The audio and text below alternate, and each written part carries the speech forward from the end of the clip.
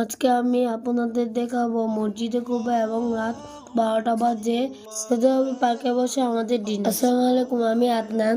আসসালামু আলাইকুম, আমি আফিফ। আমি এখন যাচ্ছি মসজিদে কুবার দিকে। সৌদি আরবের মদিনায় অবস্থিত এই কুবা মসজিদ, এটি ইসলামের প্রথম মসজিদ যা নবীজি নিজ হাতে তৈরি করেন। এখানে আমাদের নবীজি আগে বসতেন। আর ওটা হচ্ছে কুবা মসজিদে।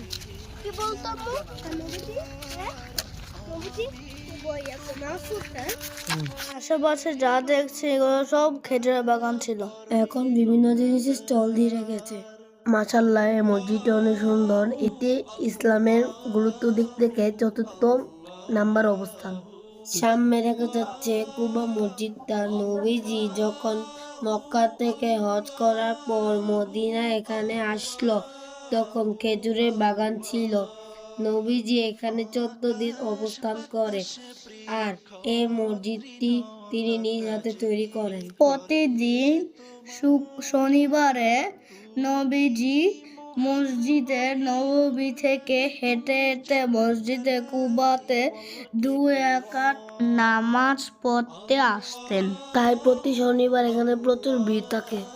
কেউ যদি ঘর থেকে ওযু করে যে কুবা মসজিদে 2 রাকাত নামাজ পড়ে, তার আমল নামায় আল্লাহ একটি কবুল উমরা হজের সোয়াব দিয়ে দিবেন। এটি হচ্ছে মসজিদে কুবা ভিতরে অংশ। কি মনে হয় এটা একটা কুবা মসজিদ না, এটা হচ্ছে একটা গ্লাস। দেখতে পাচ্ছেন গ্লাস মানে হয় এদিক দিয়ে একটা কুবা মসজিদ না, আসলে এই দিক দিয়ে হচ্ছে টিভি গালি।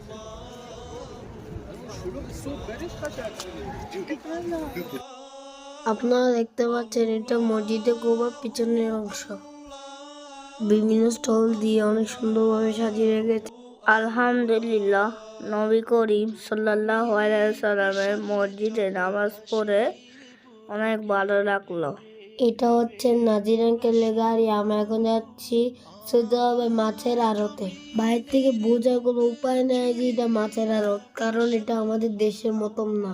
এখানে কোনো শব্দ নেই। ক্রেতারা আসছেন আর কিনে নিয়ে যাচ্ছেন, আর যারা খাবে তারা এখান থেকে ফ্রাই করে নিয়ে যাচ্ছে। আমরা সৌদি আরবের একটি সামুদ্রিক মাছ কিনলাম আর আমরা এখানে এটাকে ফ্রাই করব।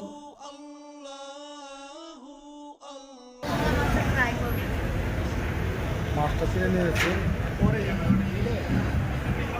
যে প্রস্তুত করা হয়েছে তার মাছটা ফ্রাই হবে।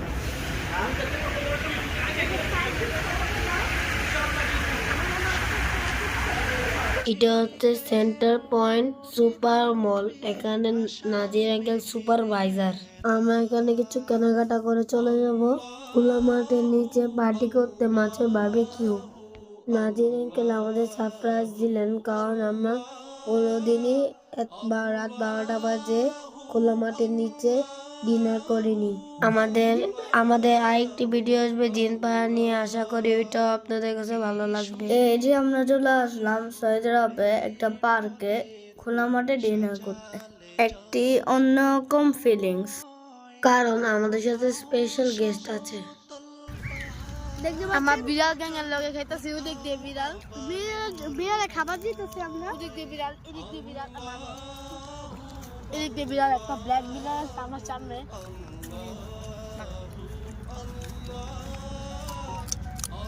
আমি একটা পার্কে বসে যাচ্ছি, ওই দিকে পার্কটা, আমি একটু পরে যাব। ভাই ওদের বিড়াল লড়াই করতেছে দেন।